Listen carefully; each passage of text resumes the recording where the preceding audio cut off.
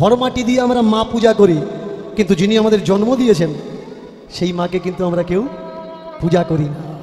আসল সত্য কোনটা? পূজা মানে বাইরের জগৎ, পূজা মানে বাইরের জগৎ নয়, পূজা মানে ভিতরের জগৎ। মা কালীর নাম করে পূজা করি। আর একটা ছাগলের বাচ্চা তাকে ধরে এনে বলি দিই, বলি মা নাকি খায়? বলুন তো, যে মা হয় সে অন্যজনের ছেলের রক্ত কখনো খায়? আপনি এভাবে অপমান করতে পারেন না। ধনুতে 7টা রং দেখা যায়, সেটা আসে একটা সাদা আলো থেকে। একইভাবে হিন্দু ধর্মের যে 33 কোটি ঈশ্বর, 33 কোটি দেবদেবী, এরা সবাই এসেছেন পরমাত্মার একটা রশ্মি থেকে। তার মানে 33 কোটি দেবতা এসেছেন মাত্র একটা রশ্মি থেকে, যার উৎস হচ্ছে পরমাত্মা, যিনি সবার চেয়ে উপরে। আসসালামু আলাইকুম প্রিয় দর্শক, আশা করি আপনারা সকালে ভালো আছেন। তো প্রিয় দর্শক, হিন্দু ধর্মে হিন্দু পণ্ডিত তিনি হিন্দুদেরকে নিয়ে একই বললেন। হ্যাঁ প্রিয় দর্শক, ভারতের একজন দীনকৃষ্ণ ঠাকুর তিনি হিন্দু ধর্মকে নিয়ে তিনি ভুল ধরলেন, হিন্দু ধর্মের বিরুদ্ধে কিন্তু কথা বললেন। তিনি নিজে একজন হিন্দু, কিন্তু হিন্দুদের ভুল ধরলেন তিনি হিন্দুদের বিরুদ্ধে। আর এদিকে ডাক্তার জাকির নায়েক মাশাআল্লাহ খুব সুন্দর তিনি বুঝিয়েছেন হিন্দুদের সম্পর্কে, তিনিও একটি বক্তব্য রেখেছেন।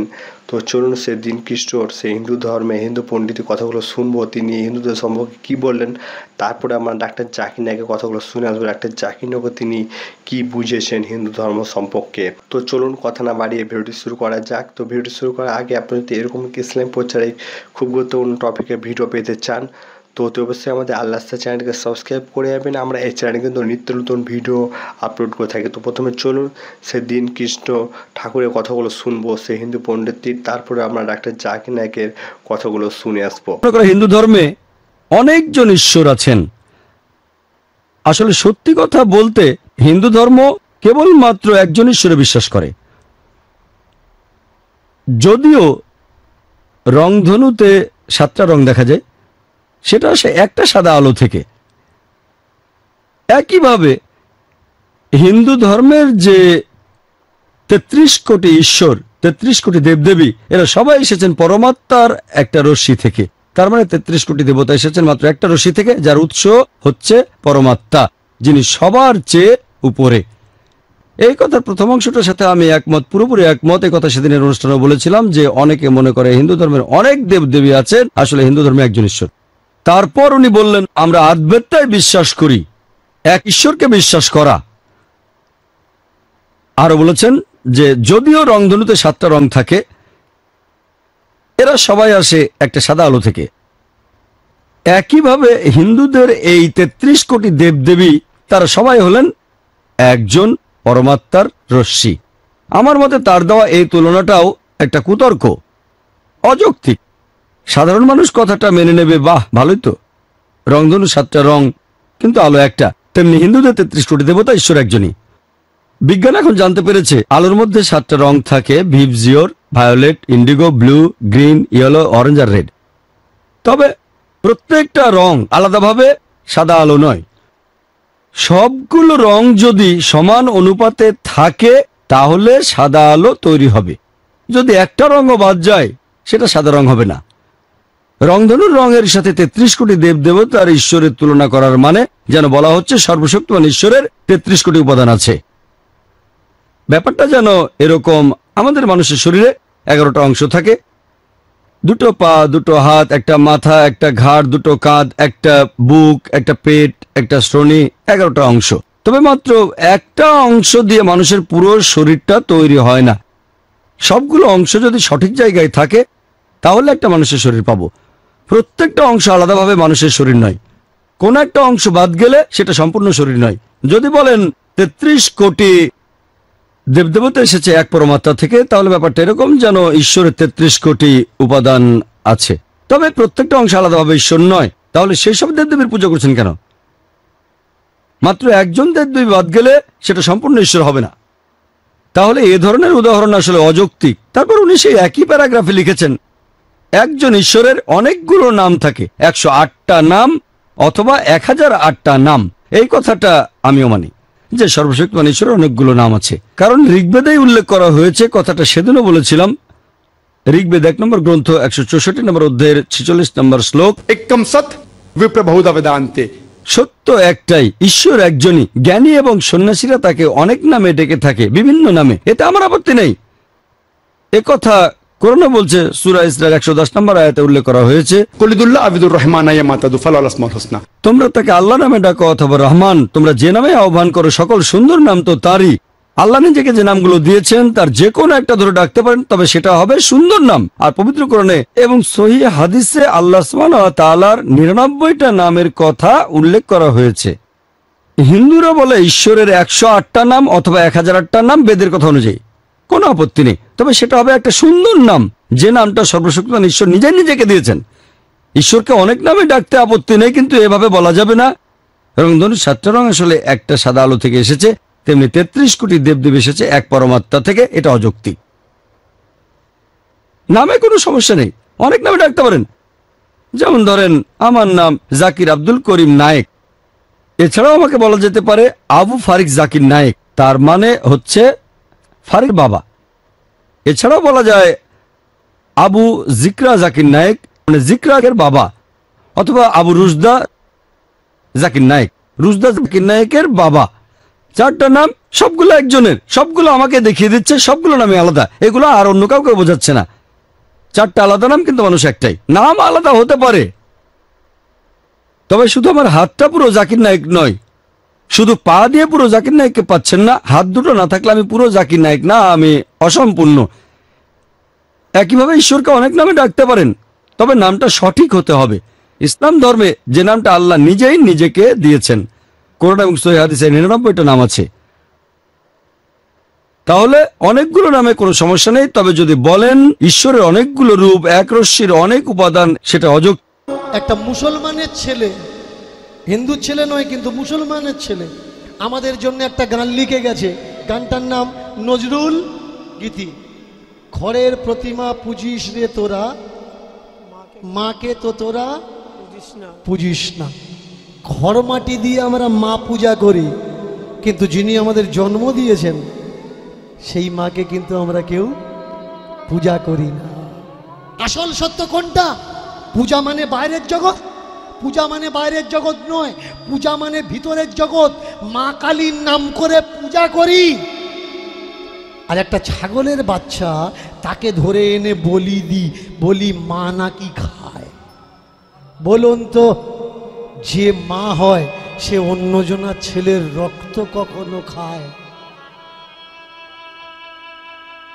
মারছিস তোরা, খাচ্ছিস তোরা, আর দোষ দিচ্ছিস কাকে? মাকে। পূজারি বলে দিচ্ছে বড় বোতল লাগবে, কে? মার ভূত পেত খাবে। মার ভূত পেত গুলোকে যে পূজা করছে সে আগে 2 গ্লাস মেরে নিচ্ছে। এটা নাকি কারণ বাড়ি, কারণ কারণ বাড়ি। আগে বুঝতে হবে এর নাম পূজা নয় ভাই, এই বাইরের যে আড়ম্বর, একে পূজা বলে না।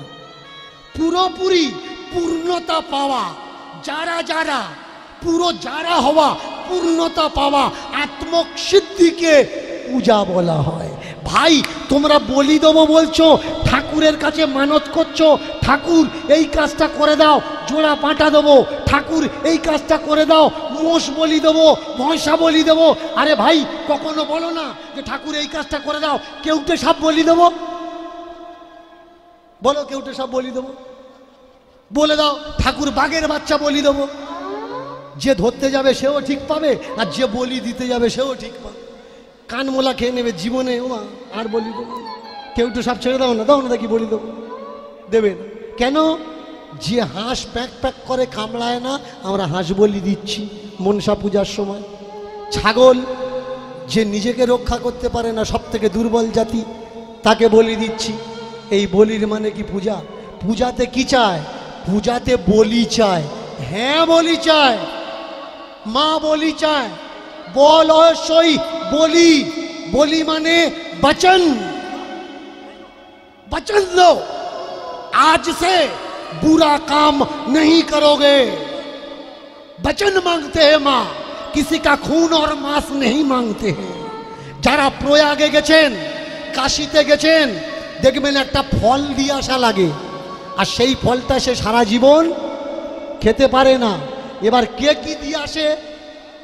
যারা সুগারের রুগী তারা বলে শতখানেক চিনি কিনে দিয়ে যায়। কারণ আমি তো এমনি চিনি খেতে পারবো না, প্রয়াগে যখন এসছি চিনি দিয়ে দিই। যারা সুগারের রুগী তারা অসুগল্লা ধরিয়ে দেয়। এই যে বচন, কথা দেওয়া, এই সত্যটা আমরা জানি না। এই সত্যগুলো জানাবে কারা ভাই? যারা ধার্মিক। আপনারা জানেন না, আপনারা টাকা দিয়ে আমাদের মতো কীর্তনিয়া নিয়ে আসছেন। আর সেই জায়গায় যদি আমরা জানি তবে তো আপনাকে জানাবো। আমি যে কীর্তনিয়া, কীর্তন শিখেছি, আমার গুরুদেবের থেকে 4 পাতা লিখে দিয়েছে, সেই 4 পাতা মুখস্থ করে মিউজিক স্টাফ ফিটিং করে নিলাম। এই কথা বলবো, ইশারা করব, তুই দাদরা বাজাবি। আর ওর বলে দিলাম এই গান, তারপরে তুই টান মারবি। এর নামই কীর্তন, যেটা রিহার্সেল করে হয়। এরা কি করে ধর্ম রক্ষা করবে? এরা কি করে জগৎকে রাস্তা দেখাবে? আমাকে অনেকে বলে যে বাবা আপনি বড় তাল জানেন। সেদিন এক কীর্তনিয়া আমায় বলছিল আপনি বড় তাল গাইতে জানেন। আমি ওকে বলি যে আমি 2টো মিউজিক স্কুল চালাই। আমি ধ্রুপদী শিখেছি, ঠুমরি শিখেছি, ধ্রুপদী টপ্পা শিখেছি। আমি 48 মাত্রা 64 মাত্রার এক তাল গাই। তোর বাপ ঠাকুরদারা না জানা জানে তার থেকে বড় তাল গাই। কিন্তু আমরা গাই না কেন? কারণ তাল গেয়ে কি হবে বল? এই যে লক্ষ লক্ষ কীর্তনিয়া স্টেজে দাঁড়িয়ে সোমতাল, বোমতাল, চকলেট তাল গাচ্ছে, কার উপকার কি হয়েছে বলো? যদি উপকার হতো আমি নয় একটা জায়গায় 5টা তাল গাই। তাল গেয়ে সময় কেন নষ্ট করব? কখনো আমার একটা মিনিটের দাম হিসাব করবেন যে দীনকৃষ্ণ ঠাকুরকে নিয়ে আসছি, তাহলে এত টাকা হলে 22 স্কয়ার 1 মিনিটের দাম কত হয়?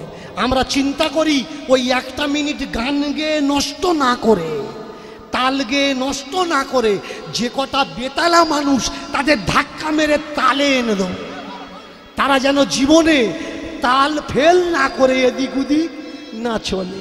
পূজা কাকে বলে? প্রেম সে বলুন হরি হরি গৌরী হরি হরি বল। পূজা কাকে বলে? পূর্ণ ইতি যা। বলি কাকে বলে? বচন দেওয়ার নাম, যে হে মা আমি তোমাকে পূজা করলাম আর তোমার কাছে বচন দিলাম, আজ থেকে আমার ভিতরে যে অবগুণ, সেই অবগুণ যেন না থাকে। তুমি নাও, তুমি নাও, তুমি নাও। অবগুণ চিত না ধরো। অর্ধ তো প্রিয় দর্শক, আপনারা শুনলেন সেই হিন্দু পণ্ডিতের কথাগুলো। তিনি হিন্দুদের সম্পর্কে কি বললেন। এর জন্যই ডাক্তার জাকির নায়েক বলে থাকে যে সর্বশ্রেষ্ঠ সবথেকে সঠিক ধর্ম হলো ইসলাম ধর্ম। আমরা একই ঈশ্বরকে বিশ্বাস করব। হিন্দুদের কিন্তু তাদের অনেক দেবতাকে পূজা করে, সবাইকে ভগবান মনে করে, তারা সবাইকে ঈশ্বর মনে করে। কিন্তু আমাদের ইসলাম ধর্মে একজনই স্রষ্টা, সেটা হলো আল্লাহ সুবহানাহু ওয়া তাআলা। আমরা একজন স্রষ্টাকে বিশ্বাস করব। এই জন্য ইসলাম ধর্মকে সঠিক ধর্ম বলা হয়, সর্বশ্রেষ্ঠ সঠিক ধর্ম। মাশাআল্লাহ, সব হিন্দু পণ্ডিতরা কিন্তু আমাদের ইসলাম ধর্মকে নিয়ে তারা কিন্তু সমালোচনা করে, তারা কিন্তু প্রশংসা করে। এই জন্যই ডাক্তার জাকির নায়েক বলে থাকে যে আমাদের ইসলাম ধর্ম সর্বশ্রেষ্ঠ সঠিক ধর্ম। এই জন্যই ডাক্তার জাকির নায়েকের কথা শুনে কিন্তু হিন্দু ভাইরা ইসলাম ধর্ম গ্রহণ করতে বাধ্য হয়। তো প্রিয় দর্শক, ভিডিওটি আপনাকে কেমন লাগলো তো অবশ্যই কমেন্ট বক্সে কমেন্ট করে জানাবেন। এরকম নিত্য নতুন ভিডিও দেখতে হলে আমাদের চ্যানেলটিকে সাবস্ক্রাইব করে দেবেন, ভিডিওটিকে বেশি বেশি করে শেয়ার করে দিবেন, আমাদের মা বোনদেরকে দেখার সুযোগ করে দেবেন। তো দেখা হবে নতুন একটি ভিডিওর সাথে।